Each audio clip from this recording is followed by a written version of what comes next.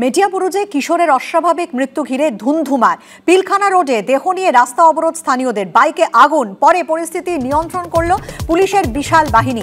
অস্বাভাবিক মৃত্যু মামলায় তদন্তের দাবি পরিবারের। আরও একবার জানাই আপনাদের, মেটিয়াবুরুজে কিশোরের অস্বাভাবিক মৃত্যু ঘিরে একেবারে ধুন্ধুমার কাণ্ড বেঁধে যায়। পিলখানা রোডে দেহ নিয়ে রাস্তা অবরোধ করেন স্থানীয়রা, বাইকে আগুন ধরিয়ে দেওয়া হয়, পরে অবশ্য পুলিশের বিশাল বাহিনী এসে পরিস্থিতি নিয়ন্ত্রণ করে।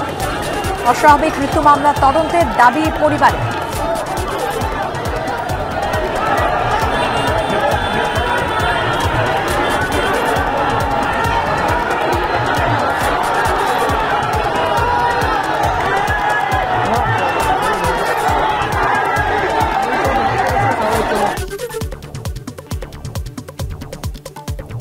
কিশোরের অস্বাভাবিক মৃত্যুকে কেন্দ্র করে রণক্ষেত্র মেটিয়াবুরুজ। কলকাতা পুরসভার 137 নম্বর ওয়ার্ডের এস ম্যাপেল নামে একটি সংস্থা এবং সেই সংস্থার কারখানায় সেই শেখ সাগর কাজ করত।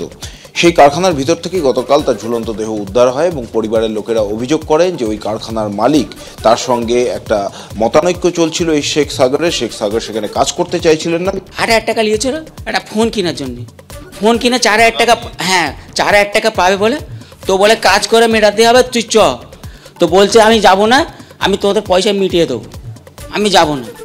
তো বলে তুই না গেলে তোর জান মেরে দেবো। শুক্রবারে তারা ডেকে 2টোর সময় তাকে মারা হয়েছে, 2টোর থেকে 2:30 অবধি ওই ঘরে যেখানে মার্ডার হয়েছে ওখানেই।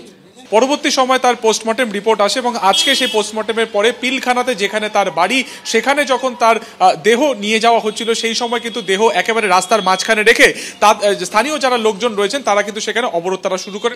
আত্মহত্যা করেনি, কারণ শরীরে পুরো চোট আছে, পুরো পা হাত পা ভাঙা আছে, এখানকার হাতটা পুরো ভাঙা আছে।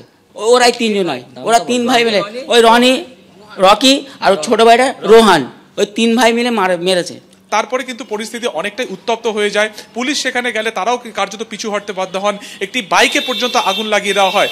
থানায় সেটিং করে কিনে এসে আমরা থানা ঘেরাও করেছি। পরিস্থিতি সামাল দিতে পুলিশ লাঠিচার্জ করে, বেশ কয়েকজন জখম হয়েছেন, মাথাও ফেটে গিয়েছে এই এলাকার বেশ কয়েকজন বাসিন্দাদের, এবং তাতে কিন্তু পরিস্থিতি আরও উত্তপ্ত হয়ে ওঠে।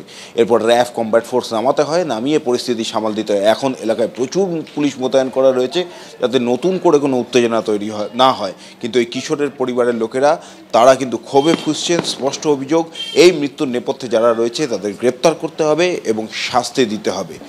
এখন এই ঘটনার টানাপোড়েন কোথায় গিয়ে শেষ হয় সেটাই দেখান। ক্যামেরায় উজ্জ্বল ঘোষের সঙ্গে ব্রতদীপ ভট্টাচার্য, এবিপি আনন্দ, মেটিয়াবুরুজ।